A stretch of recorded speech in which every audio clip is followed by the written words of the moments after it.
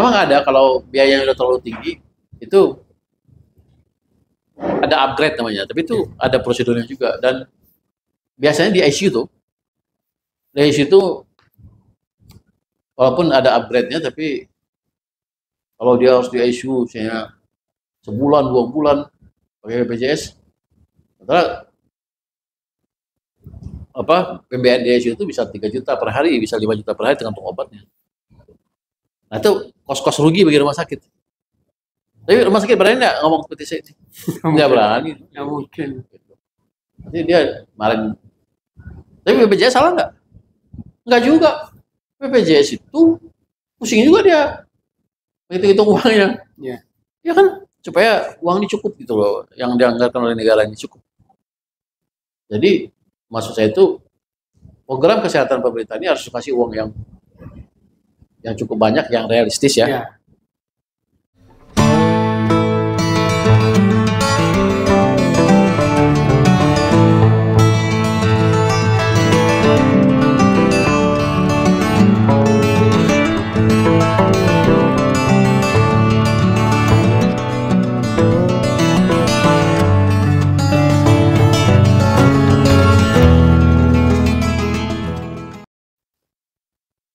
Assalamualaikum warahmatullahi wabarakatuh, Sobat Riomek. Kembali kita podcast di Riomek TV.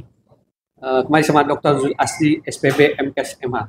Assalamualaikum Pak Dokter. Waalaikumsalam warahmatullahi wabarakatuh. Ya. Pak Zul Asdi adalah Ketua IDI Riau, Ikatan Dokter Indonesia 2 periode di Riau, dan sekarang juga mengurus IDI Pusat. Ya. Baik Pak Dokter, kita lebih spesifik lagi Pak Dokter. Kira-kira bagaimana cara pembayaran BPJS ke rumah sakit dan ke klinik itu Pak Dokter? Oh ya, ya Pak Didi, ini pertanyaan yang bagus sekali ya. Ini memang kita harus sampaikan kepada masyarakat.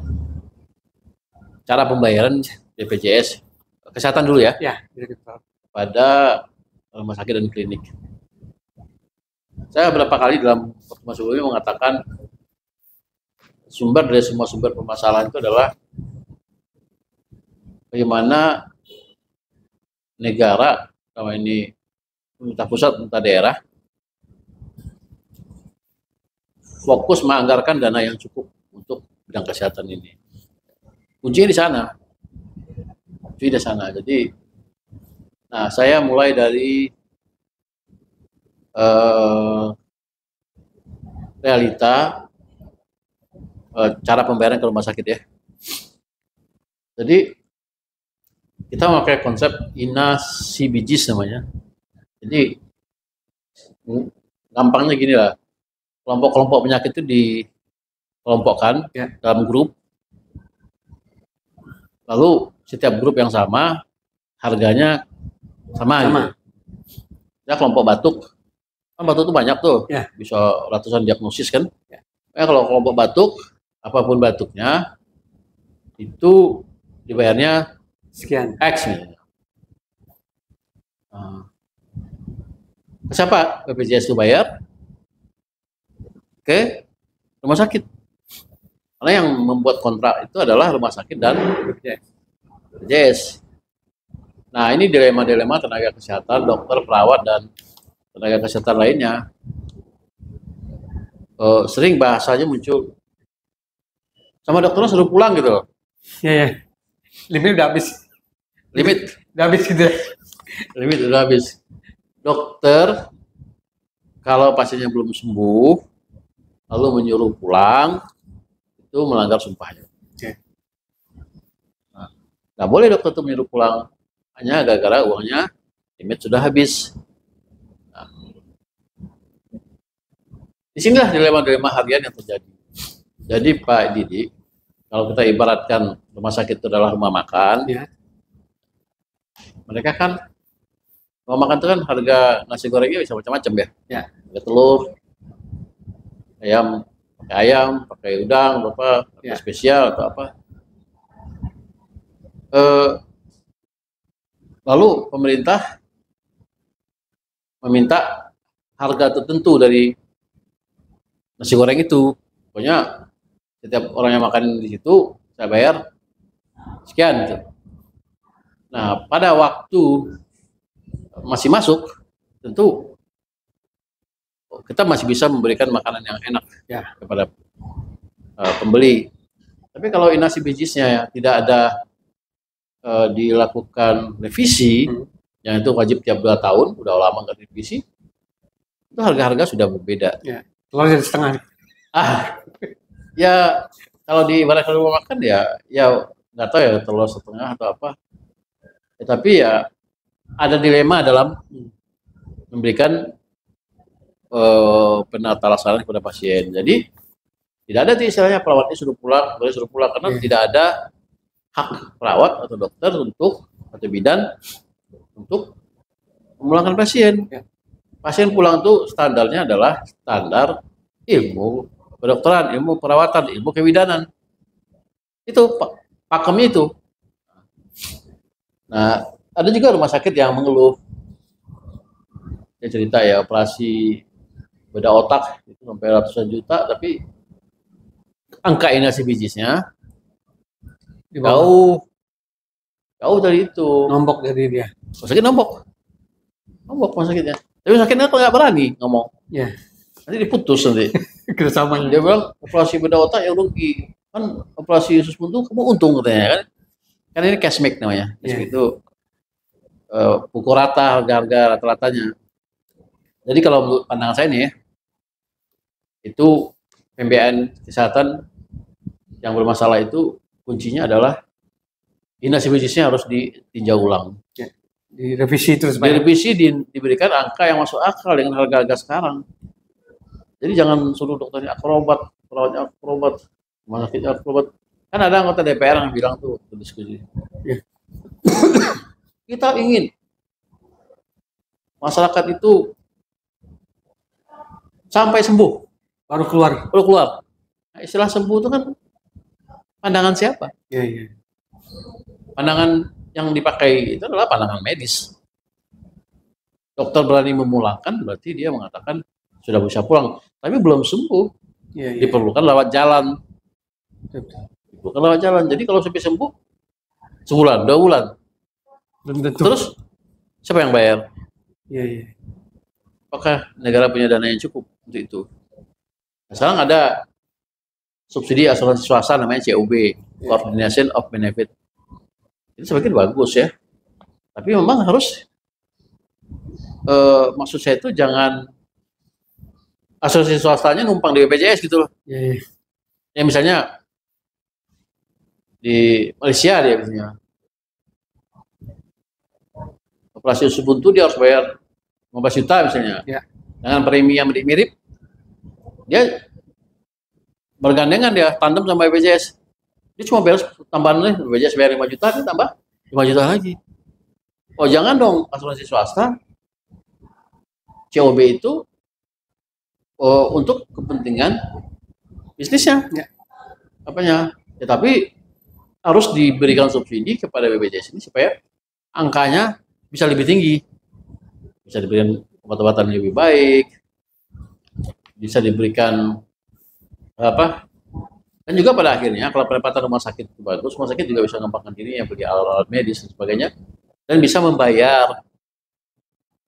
membayar dokter, perawat, bidan dan semua itu dengan harga-harga yang baik.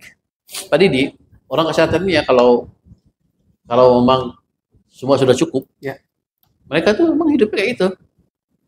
Jaga malam hari ini, besok tidur, nanti siang jaga lagi, gitu, balik lagi, gitu aja.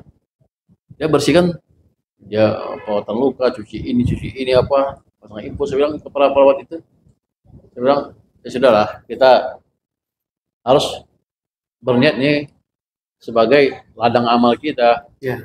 Kalau kita ini lihat dari segi uangnya, ya kita agak kalau mau membandingkan ya bandingkan ya jangan di Singapura ya. Ya. Jauh kali. Bandingkan dengan negara yang ekonominya mirip kita lah, tapi lebih tinggi ya, Malaysia.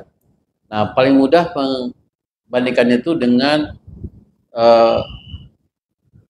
harga soto ayam. Di Pekanbaru soto ayam itu berapa? 30.000,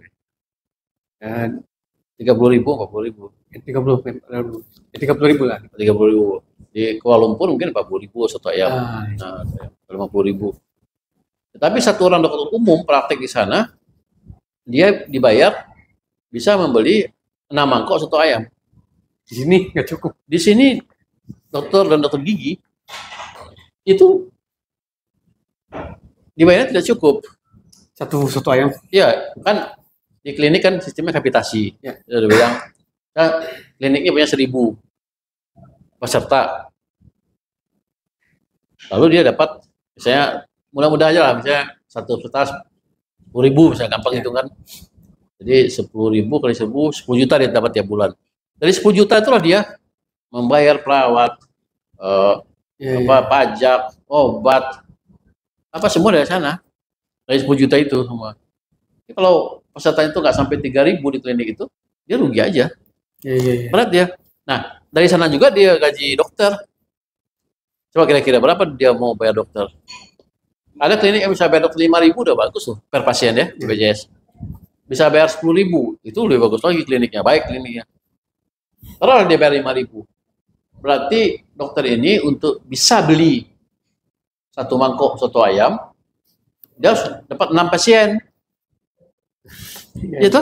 Sementara di Malaysia, dokter umumnya satu pasien bisa beli, dia dapat 300.000, konsultasi 300.000.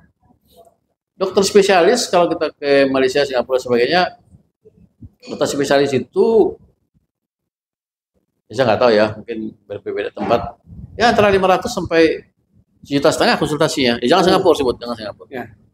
Di sini dokter spesialis dibayar berapa? Di BPJS? 100.000? 45.000 sampai 40.000. Jauh kali Pak. Jauh. Dan itu di sana semua risiko diambil. Risiko hukum, pasien menuntut, pasien komplain dan sebagainya. Jadi memang saya bilang